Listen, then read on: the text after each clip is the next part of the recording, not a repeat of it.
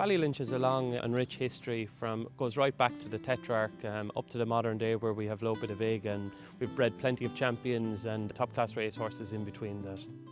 There's a great mix in Ireland for raising thoroughbreds. We have the people, we have the horses, and we have the tradition and the land for it. And there's just people have been breeding horses for generations, and there's a great depth of knowledge throughout Ireland, and I think that just leads to breeding very good horses. We basically do kind of everything within the thoroughbred breeding industry. We stand stallions, we do pre-training, we do foaling, we board mares, we do yearling prep, and we sell foals and yearlings and mares at all the major sales. We've got the full life cycle of a thoroughbred here at Ballylinch. So at this time of year we're starting to see the foals being born, and it's great to see them mature. I like to go out and see them in the paddocks during the summer, and just it's a great time of year for that, to see the development of the horse. We sell at all the major sales as foals and as weanlings. And we got a great sense of pride actually just seeing the horses progress onto the racetrack and seeing them do well, and that's really what makes it all worthwhile. All our stallions are syndicated amongst Irish, English and mainly European breeders. We try to find a horse that is the full package. He's got to have the looks, he's got to have the temperament, the pedigree, and most of all the performance. All our horses here are Group 1 winners or champions, being top class racehorses with top class pedigrees, and we need something that is going to appeal to the market and be popular. And really what we're looking for is another Lope De Vega or Nube, a horse that could potentially shape the thoroughbred industry. And that's not an easy thing to do.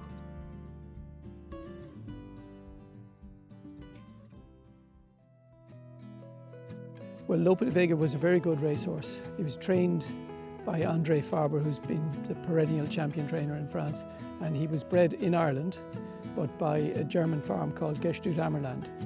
And he, as a racehorse, he won 2 classics. He won the Poule d'Essai des Poulains, which was the French 2000 guineas, and he won the Prix du Jockey Club, the French Derby. And then we bought him later in that year. Gestüt Ammerland stayed involved, and some other partners, including SF Bloodstock, based in America, they came involved. And he retired here, and he was an instant success. He became European champion first crop sire with his first crop running.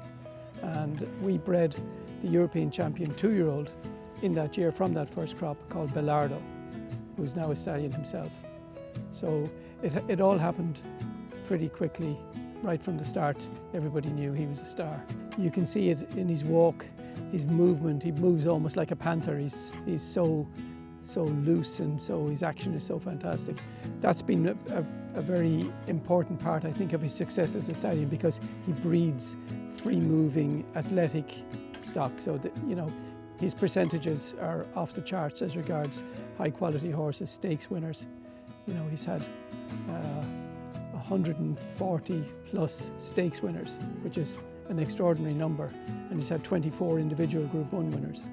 So he's been a worldwide success. You know, this year he will have the champion 2-year-old in Europe. He's had multiple Group 1 winners in America, a Group 1 winner in Australia.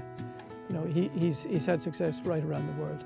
He's been unbelievably fertile. He's kind of, people will tell you in the breeding industry, he's like a bullseye. He just, you know, he hits the target very, very often. So that makes life easier for him. Now we're conscious that, you know, this year he turns 18, and this is the first year we've reduced his book accordingly. So he'll come back to about 30 less mares this year, 35. And but you know, he'll be booked out still. But we want to manage his career into his older age, and he's helped us a lot to do that.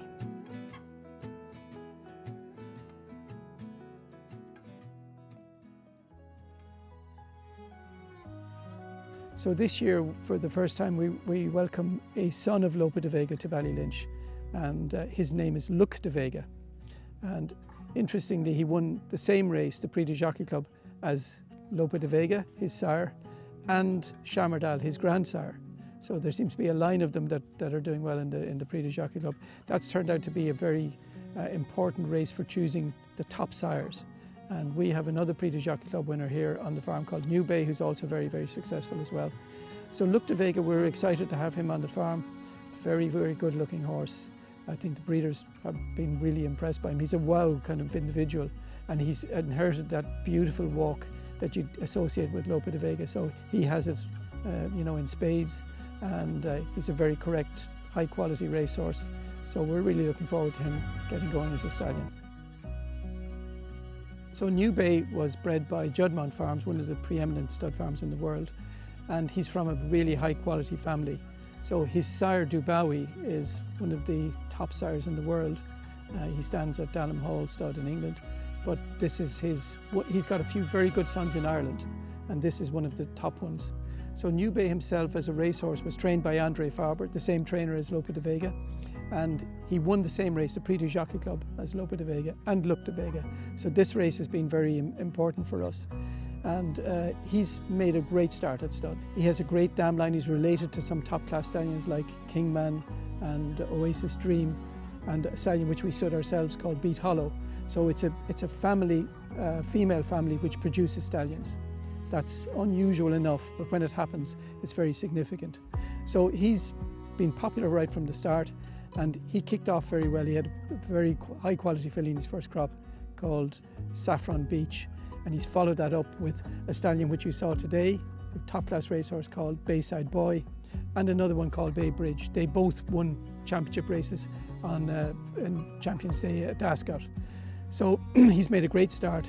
He's becoming more popular he's covering bigger and better books now. His fee is gradually rising. He's now up to 75,000 and he'll be booked full again this year. And last year was the first of his kind of better bred crops. And he had 29 individual two-year winners, some of them at a very high level. So this year we expect he could have a really important year.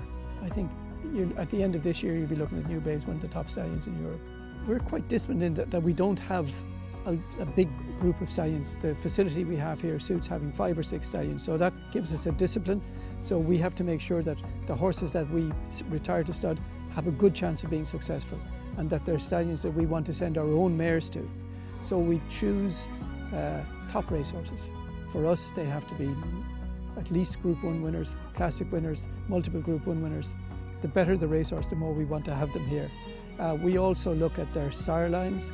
So some sire lines seem to be working well at the moment, and the Chamardal line is working very well for us, and so is the Dubawi line. But you have to have diversity in bloodlines as well. We then look to see, physically, will they suit the broodmare band that we have? Are they likely to produce the kind of yearlings that the market will like? So there are a number of factors, and then we go and see them. We do a lot of research on their pedigrees. Their dam lines are important to us as well. Certain dam lines seem to breed stallions more frequently than others. So there's a lot of factors involved, and it's like a little jigsaw, and you're trying to get it all the pieces put together. But that's kind of the formula for it.